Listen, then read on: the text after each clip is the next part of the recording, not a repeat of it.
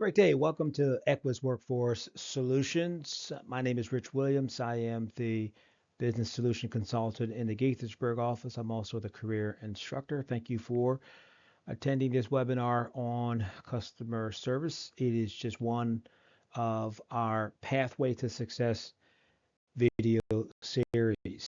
Today we're going to talk about customer services. We're going to go through what is customer services, the do's and the don'ts of customer services, and then we're going to share with you some tips. And so, customer service is something that is mentioned often. You know, you see customer service positions, skills listed on a resume, and so, but what does it mean to have good customer service? You know, it's important to have the skill set of customer services in today's business environment. This session today will be approximately 15 to 20 minutes. It's going to include practical tips, interactive discussions, and then following there will be a short quiz. Make sure that you take the short quiz at the end. Take notes for better retention on effective customer service. I did review some of the things that we will be covering today. We will look at a core principle of good customer services. We'll even go over some tips on how to handle difficult customers, body language. So, one of the things that you'll see in customer service sometimes as you're looking at customer service, um, I'm going to refer to it as expectations, rules of conduct for employees. And one of the rules is the customer is always right. Now, I am going to gently and carefully challenge that rule that some companies have. And you'll see it. You'll go to the company, you go to the customer service desk as an example, and up on the wall, they may have their customer service rules, expectations, etc. I've seen it one time at a business where it said something like rule number one, the customer is always right.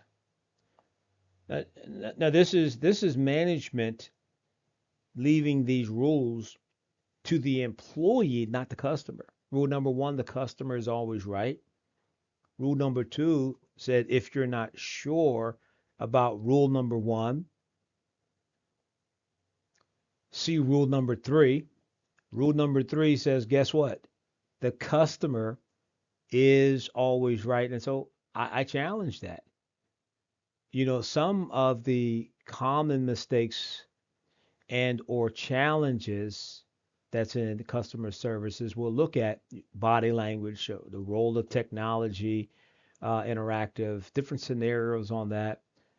And hopefully, our goal is at the end of this training webinar that you would have some practical tips, techniques, tools, some insights that will help improve your customer interaction and enhance the quality of your service in the workplace. So, what is customer service? What are some of the core principles of great customer service? Customer service refers to the assistance and support provided to customers before, during, and after a purchase. It's a critical component of business success because it directly impacts customer satisfaction, loyalty, and brand reputation. It's good to know that effective customer service involves understanding customer needs, the ability to resolve issues promptly, and ultimately create a positive experience that encourage repeat business again and again and again. One of the things I love about Amazon, say what you like or what you believe, and there are some contrary opinions and ideas about Amazon. I love Amazon no question return policy. We order often from Amazon. We order products often. It feels like some cases almost on a weekly basis. I'm seeing an Amazon package on the front porch of my home. And I can't tell you the number of times that I've ordered an item. And it doesn't matter if the item was a $5 item, or in some cases it's a $100 or $150 item, that if the item is damaged or just for whatever reason it doesn't meet the need that I thought it would, I can take the product to my local Amazon return station and Amazon will accept the package and refund my money. I love that. And so when we look at customer service goal, that's that problem solving aspect, right? That's that idea of creating repeat business. Customer service also isn't limited to problem solving. It encompasses being proactive, having engagement, involving empathy for the customer. Empathy simply means you emotionally connect with the customer situation, right? It's not just saying, I feel for you or I understand what you're going through. You connect and then you can navigate that, build trust, and that helps improve that customer service encounter. Now, every interaction is an opportunity to strengthen relationships and differentiate the brand from competitors. Let me highlight this one component of customer service that I think is extremely important, and that is to strengthen relationships. I heard a pastor say a long time ago that people may not care what you know, but people will should know that you care. I believe I'm getting it right. People don't care how much you know till they first know how much you care. There you go. I get it right. To me, that's relationship building. Customer service goal, obviously, repeat business. Along the way, it's strengthening relationships because relationships are more important than incidents. So, core principles of excellent customer service include empathy. Again, that's connecting with another individual or customer situation emotionally. Responsiveness, professionalism, problem solving. Empathy ensures that representatives understand and validate customers' feeling, creating a sense of care and respect. See, it's more than just creating that sense of care, but this mutual respect and trust is built. Responsiveness involves timely replies and proactive communication to prevent frustration. Oftentimes in customer service environments where there is a demand for service, physical service and or interaction, there's a challenge on customer service. You see it around the holidays. Around the holidays, they have the holiday shopping and stores are offering these deals, 50% off if you're the first 500 people through the store, etc. There is a surge and a demand on service. And can you imagine being the retail professional, as an example, and your customer flow went from seeing maybe 10 or 15 customers a day to seeing 10 or 15 customers per hour. That surge for demand of customer service can create tension, frustration, and it could hinder professionalism. But friend, understand this. Professionalism should always cover courteous behavior. Professionalism should always cover courteous behavior, appropriate language, and stick to company standards. Problem solving requires creativity and resourcefulness to address issues.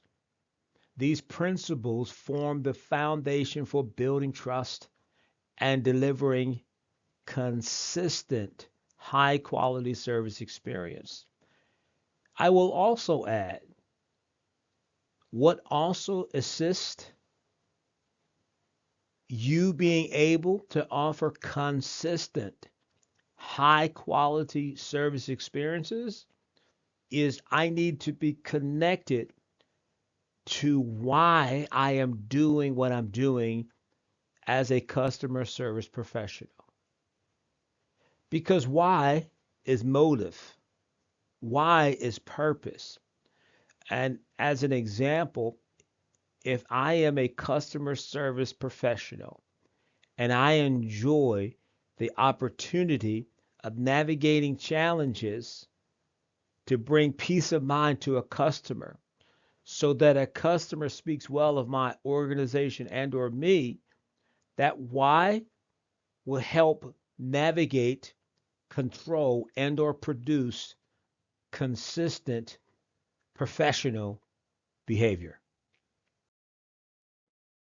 So let's go through some do's and don'ts of customer service, some best practices and potential pitfalls.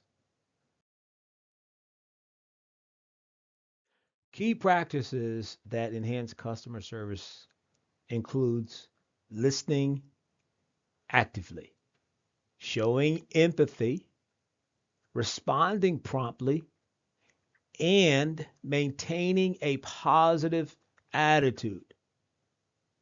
Maintaining a positive attitude, right? So when you maintain a positive attitude during the frustration, during the challenge, during, in some cases, a heated exchange from a customer to a customer service professional, when you maintain a positive attitude, you begin to cultivate and encourage a healthy, welcoming environment, which produces constructive dialogue with the customer. Active listening ensures customers feel heard and understood, which builds trust. And empathy demonstrates genuine concern. It's not robotic. It's not, I took a training class, I'm following a script. I know you feel this way, Mrs. Jones. And I talked to customers in the past that felt that way, Mrs. Jones. And Mrs. Jones, this is what we found. That's robotic. I'm reading a script. But genuine, heartfelt empathy, it demonstrates genuine concern for the customer needs and emotions. Now, let's go back to a rule that I said I saw. The customer is always right. Rule number two, if you're not sure of rule number one, see rule number three. Rule number three said the customer is always right. What I'm suggesting is when we connect and we build a genuine concern, that will also create space for us to demonstrate and show to the customer that in this particular case scenario or with this transaction, the customer misunderstood something. And so technically the customer wasn't right. But it's my job as the customer service professional to navigate that challenge, to gently show the customer that they misunderstood the instructions and then move forward.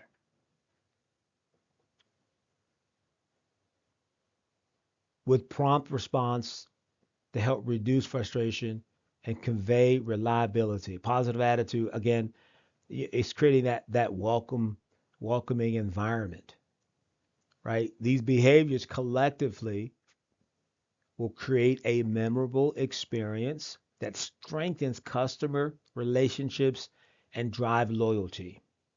From a customer service perspective, people may not know what you said during that customer service interaction, but they will always remember the way that you made them feel. Let me say that again. People may not remember what you said, they may not remember what you did, they may not even remember what the situation was. But what they will remember is the way that you made them feel. That, friend, is great customer service. Avoid behaviors. Here are some don'ts that damage customer trust, such as ignoring inquiries, being rude. As a customer service professional, in my opinion, and this is an opinion that's shared with many others in the customer service industry, rudeness rudeness is never welcomed. Sarcasm as a customer service professional is never welcome. And of course, verbal and physical altercations as a customer service professional is never welcomed. So being rude or delaying responses or making assumptions or maybe ignoring customer signals disinterest and can lead to dissatisfaction. Now, rudeness will undermine professionalism. It will harm brand reputation as well. Delayed responses create frustration and may result in lost business. Making assumptions about customer needs without clarification can lead to ineffective solutions. By steering clear of these pitfalls, friends, organizations can maintain positive interactions and uphold service standards consistently.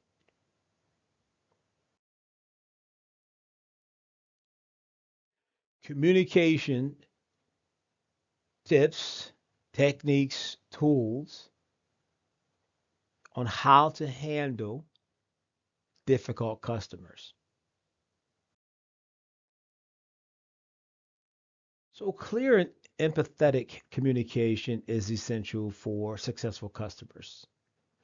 Use simple, jargon free. Jargon is a word that describes if there are certain abbreviations with your industry or certain terminologies with your industry.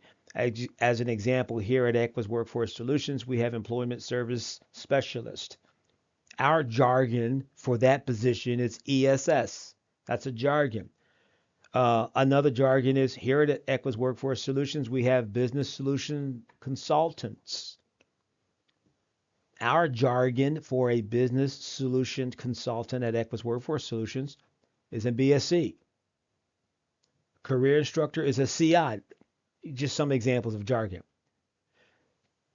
So when we are communicating with our customers and we are hoping to demonstrate that we are empathetic and we have clear communication, simple jargon free language to ensure understanding.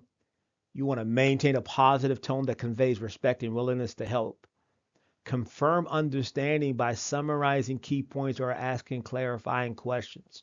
So, Mr. Williams, I'm understanding that your challenge with this process, your challenge with this product is this. Am I correct? So, I'm clarifying.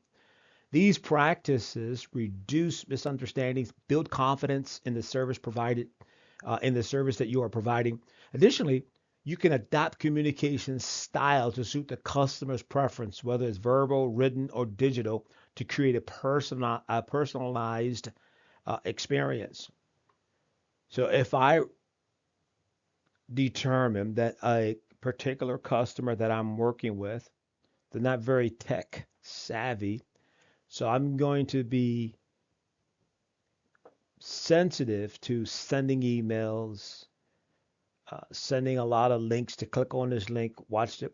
I'm going to invite that customer for a face to face, hands on, and say, let me show you what I'm referencing. That's a better customer service experience, right?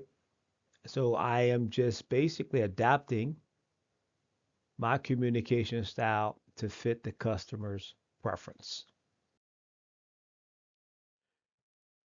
So these difficult customers, how do we manage that? Do we ignore them? Do we match their energy? I hope you understand what I mean when I say match their energy. If their energy level is a 10, I'm going to be a 10. Meaning if they're using harsh language and their tonality and or volume is high, and as I call it, hot, then I'm going to be high and hot with my tone and the volume, my voice volume level. That's not what effective customer service is. That's not a process, a tip for handling a difficult customer. However, handling a difficult customer, understand that it requires patience.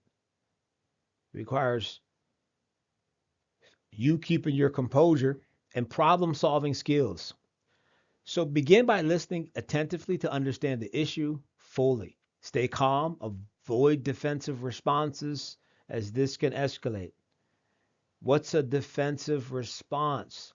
A defensive response can be when the customer comes in and say, um, the product you sold me, it don't work. A defensive response is, first of all, I didn't sell you the product. Second of all, it's not my product. That's a defensive response because this can escalate and create tension. So you want to offer practical solutions and explain next steps clearly. If necessary, escalate the matter to a supervisor while reassuring the customer that their concern is being addressed. Now, let me just say this. You can do all of what I'm suggesting today and still have an irate, an upset, a customer that their tone and their volume is high and hot. It's still going to happen. And you can escalate it by involving your team lead, your supervisor, your director, etc. And the customer can still be at an escalated level. So just be aware of that. Overall, the tips and techniques that we're sharing today work, but I want you to be aware that you can do all of these perfectly, and the customer will still, can potentially still be irate. However, these strategies help diffuse conflict, demonstrate commitment to resolving problems effectively. So let's look at a little bit of professionalism and some technology, looking at our body language and looking at the role of technology in effective customer service. Nonverbal communication plays a significant role in customer interaction, right? Nonverbal. But nonverbal things are maintaining eye contact to convey alertness and confidence. A genuine smile creates a welcoming atmosphere and fosters trust. And did you know that by dressing appropriately can reflect professionalism and align you with organizational standards? These visual cues complement verbal communication and reinforce a positive impression. Professionalism also includes punctuality, preparedness, and respectful behavior, all of which contributes to a seamless customer experience. Now, there is technology that we can consider using. Technology enhances customer service by streamlining processes and improving accessibility. Tools such as customer relationship management systems or the jargon, here's jargon, CRM, customer relation management systems enable efficient tracking of interactions and personalized support. Chatbots provide instant responses for common inquiries, reducing wait times. Even social media platforms allow real-time engagement and feedback collection. While technology is valuable, it should complement and not replace human empathy and judgment to deliver exceptional services and or experience. So the technology doesn't replace the demand for that human interaction and professionalism. It enhances it. It offers your customer more resources, more tools, and in some cases, more support. So let's wrap it up. So the main points covered during the webinar is the definition, the importance of customer service. We review core principles such as empathy and professionalism, best practices, and also the common pitfalls of effective communication. We looked at the role of technology that reinforces the delivering excellent customer service. So overall, it requires a combination of skills, attitude, and tools. So what I encourage you to do is begin to apply these insights into your daily interaction to help increase and or enhance your customer satisfaction and loyalty. So that concludes this webinar on effective customer service. Thank you for attending and participating.